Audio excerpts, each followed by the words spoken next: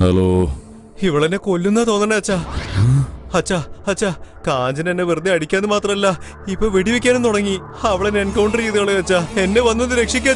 നാട്ടില്ലാത്തവനെ, നീ എന്റെ മകനാണെന്ന് പറയാൻ എനിക്ക് നാണം തോന്നുക. എവിടെയാടാ, എവിടെ നിന്റെ സിംഗടികളൊക്കെ? അച്ഛാ, അച്ഛന് അവളെ പറ്റി ശരിക്കും അറിഞ്ഞിട്ടാ. അവള് പെണ്ണല്ല, അവള് കാലനാ. കോർപ്പറേഷൻകാര് നായ്ക്കളെ പിടിച്ചോണ്ട് പോകുന്ന പോലെ നമ്മുടെ ആൾക്കാരെ കൊണ്ടുപോയത്. പക്ഷെ ഞാൻ മാത്രം എങ്ങനെയോ രക്ഷപ്പെട്ടതാണ് അച്ഛാ. ഏയ് മാതേഷേ, ഞാൻ പറയുന്ന കേൾക്ക്. വെളുക്കുന്നതിന് മുമ്പ് എവിടേക്കാന്ന് വെച്ചാ പോ. അവളെന്നെ ഓടാൻ സമ്മതിച്ചല്ലേ? എവിടെ നോക്കിയാലും പോലീസുകാരാ. എല്ലാ ചെക്ക് പോസ്റ്റും ചെക്ക് ചെയ്യുന്നുണ്ട്. അച്ഛാ, അവളുടെ കയ്യിൽ എങ്ങാനും എന്നെ കിട്ടിക്കഴിഞ്ഞാൽ അവളെന്നെ കൊന്നുകളയാ അച്ഛാ. ശരി ശരി, നീ അവിടെ പേടിച്ച് മരിക്കണ്ട. നീ ഇപ്പൊ എവിടെയുള്ളത്? ഫാം ഹൗസ് ഇല്ലേ, അതിലെ കിച്ചന്റെ അകത്തുണ്ട് അച്ഛാ. വെളുക്കുന്നവരെ നീ അവിടെ തന്നെ ഇരിക്കേ. നേരം വെളുത്തിട്ട് നിന്നെ ജഡ്ജിയുടെ മുമ്പിൽ കൊണ്ടുപോയി അവിടെ നിന്ന് നമുക്ക് ബെയിലെടുക്കാം. പിന്നെ അവൾക്ക് ഒന്നും ചെയ്യാൻ കഴിയില്ല. ഓക്കെ അച്ഛാ, ഓക്കെ അച്ഛാ.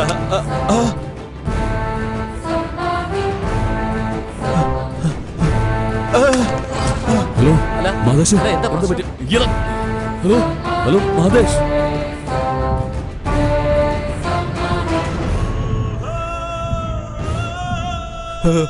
വേണ്ട കാഞ്ചന, ഞാൻ പറയുന്നത് കേക്ക്.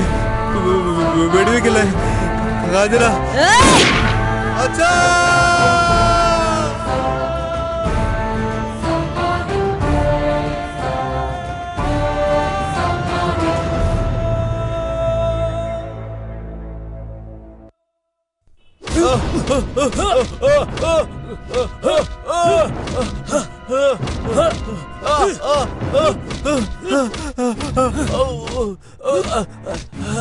Madam, commissioner ലൈനിലുണ്ട്.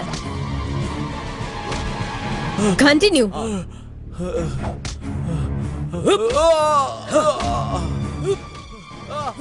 കാഞ്ചനെ, ഹോം മിനിസ്റ്ററുടെ വീട്ടിൽ ഞങ്ങൾ എല്ലാവരും നിങ്ങൾക്ക് വേണ്ടി കാത്തിരിക്കുകയാണ്. ഇമ്മീഡിയറ്റ് ആയിട്ട് വരണം.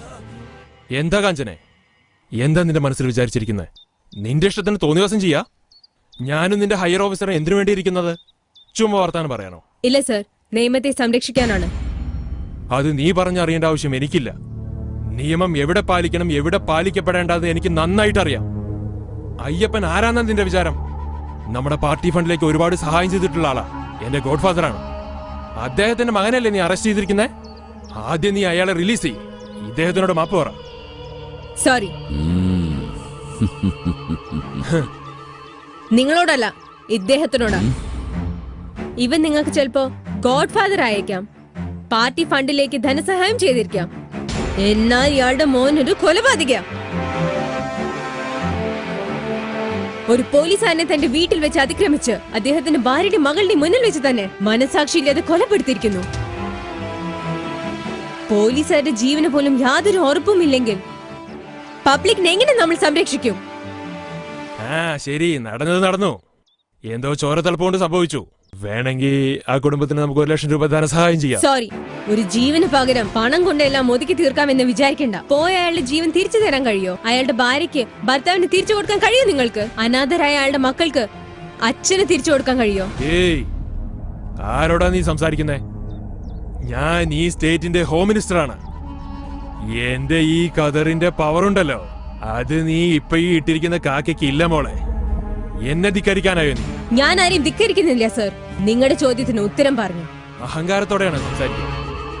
അതിന്റെ ഭവിഷ്യത്ത് എന്താണെന്ന് നിനക്കറിയാമോ? ട്രാൻസ്ഫർ, അത്രയല്ലേ ഉള്ളൂ.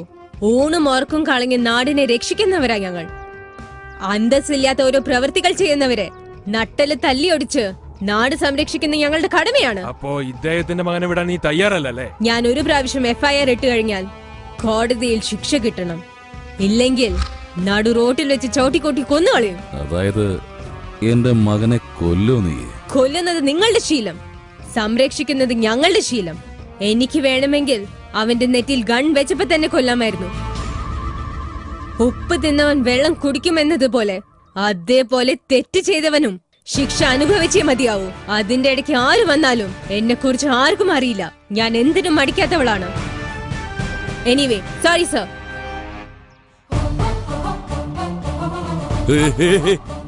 ഒരു ഹോം മിനിസ്റ്റർ, ഇയാളുടെ വാക്ക് പോലും കേൾക്കാതെ അവള് പോയിരിക്കുന്നേ.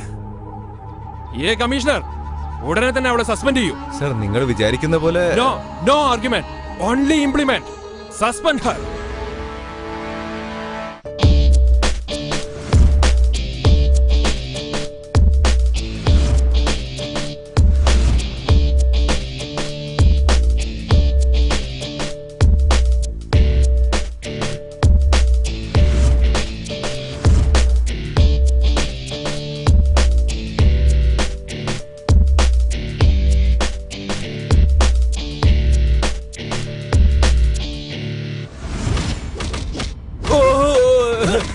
തല്ലല്ലേ തല്ല ഓ തല്ലല്ലേ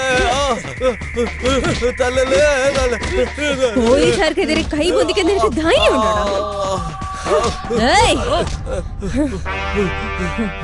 ഒച്ച വെക്കടാ, നന്നായിട്ട് ഒച്ച വെക്ക്.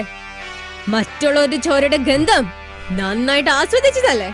വേദന എന്താണെന്ന് ഇപ്പൊ നിനക്ക് മനസ്സിലായിട്ടുണ്ടാവും. നീ ചെയ്ത ഓരോ കൊലപാതകങ്ങൾക്കും കൊള്ളകൾക്കും ബലാത്സംഗത്തിനും അതിനുള്ള പ്രായശ്ചിത്തം ചെയ്യണത്. നിന്നെ നീ ജീവിക്കാൻ അനുവദിച്ചിട്ട് വേണ്ടടാ. എന്നൊന്നും ചെയ്യല്ലേ, ഞാൻ എല്ലാ സത്യവും പറഞ്ഞേക്കാം. എന്നൊന്നും ചെയ്യല്ലേ. നിന്നെ വിടാനോ? നിന്നെ വെറുതെ വിടാനായിരുന്നെങ്കിൽ ഒറ്റൊരു ബുള്ളറ്റിന്റെ ആവശ്യമേ എനിക്കുണ്ടായിരുന്നുള്ളൂ. വേദനിച്ച് പൊളങ്ങി പൊളങ്ങി മരിക്കുന്നത് എനിക്ക് എന്റെ കണ്ണുകൊണ്ട് കാണണം. നാരായണ,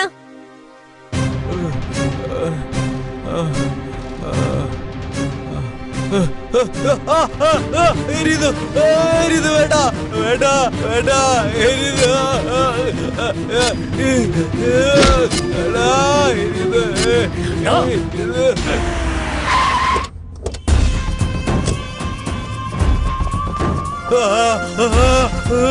എന്താടാ, നിനക്ക് കുളിര് പോരുന്നുണ്ടോ?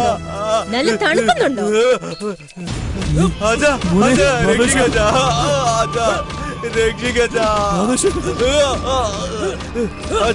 ഇവരെന്നെ കൊന്നുകളയാ. എന്റെ മകനെ തല്ലാൻ മാത്രം നിനക്ക് ധൈര്യം ഉണ്ടായല്ലേ? ഞാനൊന്നും മനസ്സ് വെച്ചാ നിന്റെ ഈ കാക്കി കുപ്പായം അഴിപ്പിച്ചു വെച്ച് റോഡിൽ ഭ്രാന്തിയെ പോലെ നടത്തും. ഏയ് അയ്യപ്പ, മിണ്ടാതിരിക്കുന്നുണ്ടോ? ഇനി നിന്റെ തിരുവായ തുറന്നാൽ നിന്റെ മകന്റെ സ്ഥിതിയായിരിക്കും നിനക്കും. അതിനെ പറഞ്ഞതനുസരിക്കേ എന്റെ മകനെ വിട്. ഞാൻ അകത്ത് വന്നാൽ പിന്നത്തെ അവസ്ഥ പറയാൻ കഴിയില്ല. ഏയ്, ഒച്ച വെച്ച് പേടിപ്പിക്കാൻ നോക്കരുത്. ഇത് പോലീസ് സ്റ്റേഷനാണ്, നിന്റെ അമ്മായച്ചന്റെ വീടല്ല. എന്നെ കുറിച്ച് നിങ്ങൾക്ക് അറിയില്ല എസ്. ഞാൻ കാല് വെച്ച സ്ഥലത്ത് പിന്നെ ഒരു പുല്ല് പോലും മുളക്കില്ല. അതേ സ്ഥലത്ത് ഞാൻ എന്റെ ഈ കാല് വെച്ചാൽ നീ വെന്ത് വെണ്ണീറായി പോകും. ഏയ്, വേണ്ട കാഞ്ചനെ, നീ വെറും ഒരു പെണ്ണാണെന്നുള്ള കാര്യം മറക്കണ്ട. എന്താ പറഞ്ഞത്? ഞാൻ വെറും ഒരു പെണ്ണാണെന്നോ? നിനക്ക് ജന്മം തന്ന് മുലയൂട്ടിയത് ഒരു പെണ്ണാണ്. നിന്റെ കിടപ്പറ പങ്കിടുന്നതും ഒരു പെണ്ണാണ്. ഈ നാട് ഭരിച്ചിരുന്ന ഇന്ദിരാഗാന്ധിയും ഒരു പെണ്ണാണ്. IPS കിരൺ ബേഡിയും ഒരു പെണ്ണ് തന്നെയാണ്. ഈ ലോകത്തിന്റെ മാതാവായ ഭൂമി ദേവിയും ഒരു പെണ്ണ് തന്നെയാണ്. ശത്രുക്കളോട് യുദ്ധം ചെയ്ത് അവരെ വേരോട് നശിപ്പിച്ച് നമ്മുടെ ഇന്ത്യ മഹാരാജ്യത്തെ ജനിച്ച വീരപുത്രിയായ റാണി ലക്ഷ്മിബായും ഒരു പെണ്ണ് തന്നെയാടാ. നിന്റെ ഈ അക്രമങ്ങളൊക്കെ ചേർത്ത് നീ കെട്ടിപ്പടുത്ത ഈ ക്രിമിനൽ സാമ്രാജ്യമൊക്കെ നിലം പരിശാക്കി ചുട്ടുകരിക്കാൻ വന്നവളാണ് ഞാൻ. ഈ ചീറ്റപ്പുലി കാഞ്ചനയും ഒരു പെണ്ണാണടാ. ഏയ്, ഇനി 24 മണിക്കൂറിനുള്ളിൽ നിന്റെ കൈകളിൽ വിലങ്ങിട്ട് ഈ ജയിലിനകത്ത് നിന്നെ തൂക്കിയെടുത്തിട്ടില്ലെങ്കിൽ ഞാൻ കാഞ്ചനയല്ലടാ. എടേ, അടുത്ത 24 മിനിറ്റിനുള്ളിൽ നിന്റെ ഈ കാക്കി കുപ്പായി ഞാൻ അഴിപ്പിച്ചു വെച്ചില്ലെങ്കിൽ എന്റെ പേര് അയ്യപ്പൻ നല്ലടേ. ഓ, ഇനി എന്താ നോക്കി നിൽക്കുന്നേ? ആ ബെയിലിന്റെ കോപ്പി എടുത്ത് അവളുടെ മുഖത്തേക്ക് വലിച്ചെറിഞ്ഞു കൊടുക്ക്. ഇതാണ് കോടതി ഉത്തരവ്. അവനെ എത്രയും പെട്ടെന്ന് റിലീസ് ചെയ്യണം. ഈ ബെയിൽ ഓർഡർ കാണിച്ച് നിന്റെ മോനെ എനിക്ക് ഈ സ്റ്റേഷനിൽ കൊണ്ടുപോകാൻ പറ്റും. എന്നാൽ എന്റെ നിയമത്തിന്റെ മുന്നിൽ വെച്ച് അവന് രക്ഷയില്ല അയ്യപ്പ. Sunil, release him. മോനെ, മഹേഷേ, എനിക്ക് വയ്യ. നിൽക്കണല്ലോ.